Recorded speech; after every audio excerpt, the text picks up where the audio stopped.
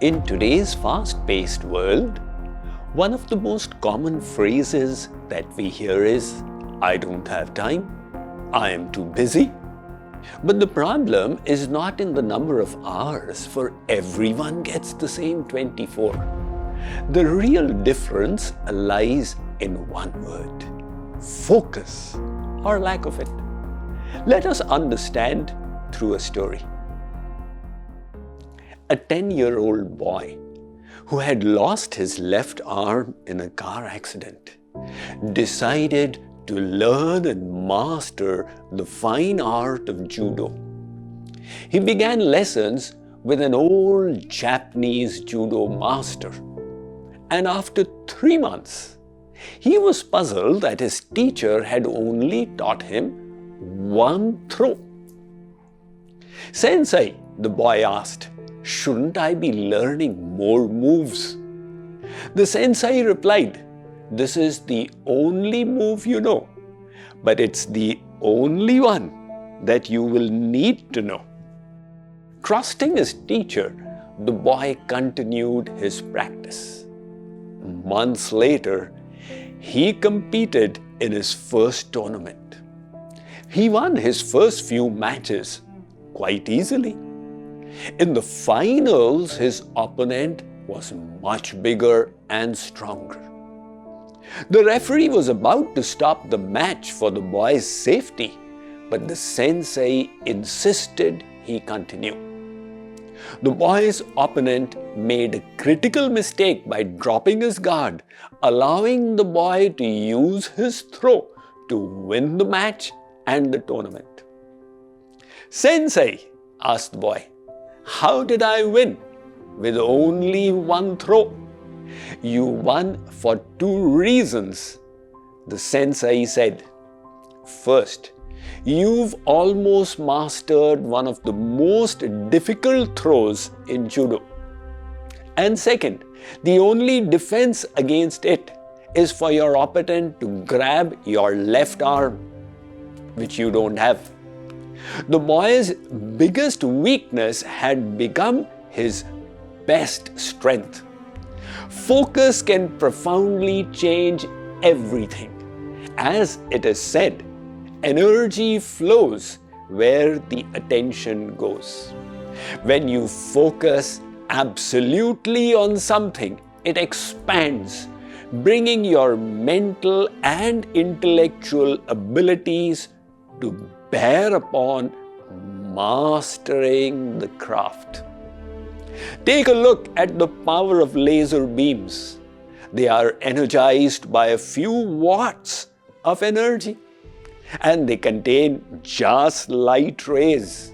But because of the intensity of their focus, they are used for drilling holes, even in diamonds, which are amongst the hardest substances on the planet. That is the power of razor-sharp focus. People often make mistakes, not because they are too busy, but because their focus gets scattered. Let me illustrate with a joke. One day, a businessman visited a small-town florist shop to order flowers for a friend who was opening a new shop. The floral shop owner was unusually busy and was scrambling to fill orders while she took the businessman's information. Later that day, the man arrived at his friend's grand opening and saw a big floral wreath with his name on it that said, "With deepest sympathy during this time of sorrow." The businessman was irate. He called the florist to complain and asked, "What in the world happened? Do you have an idea how stupid you made me look?" "I am so sorry," said the shop owner. "I was a little scrambled when you came." "But your situation wasn't nearly as bad as it was at the funeral home. That card said, 'Best wishes in your new location.'"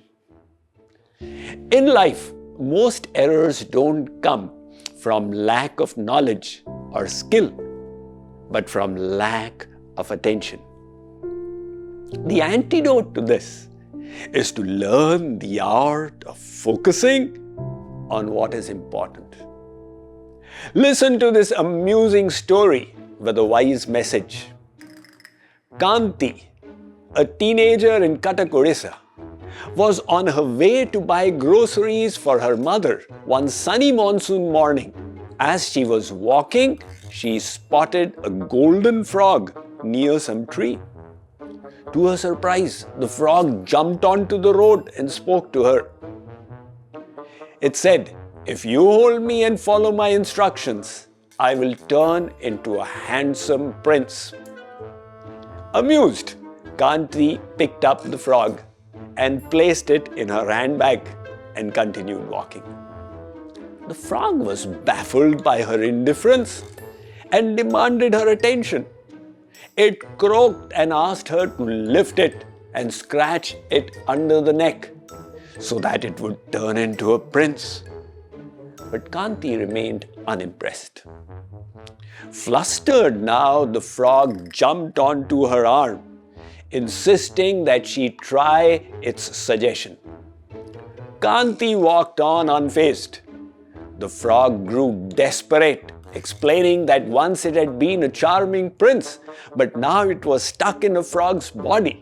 It pleaded, "What have you got to lose?" With a smile, Kanti replied, "Look, I am a student, and I'd rather work hard today to build a beautiful future for tomorrow." She tapped the frog's head lightly and added, "A talking frog though? That's pretty cool." And then she continued on her way. That is why Shree Krishna says, "Vyavasayatmika buddhi ekeha kuru nandana bahushakaya hanantascho buddhayo vyavasayinam."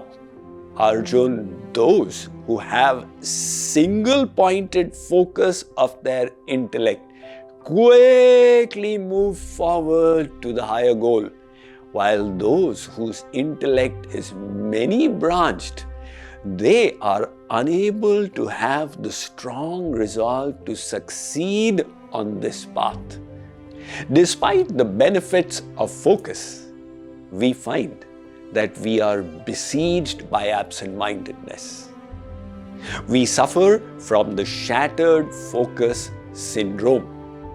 We get distracted by promises of short-lived pleasures, whether aimlessly surfing on the internet, whiling away our time on social media, or wastefully spending precious time in aimless ways. Instead, the cluttered mind is best controlled by applying single-pointed intelligence on the goal. This can only happen when our mind attains complete and absolute absorption in the divine.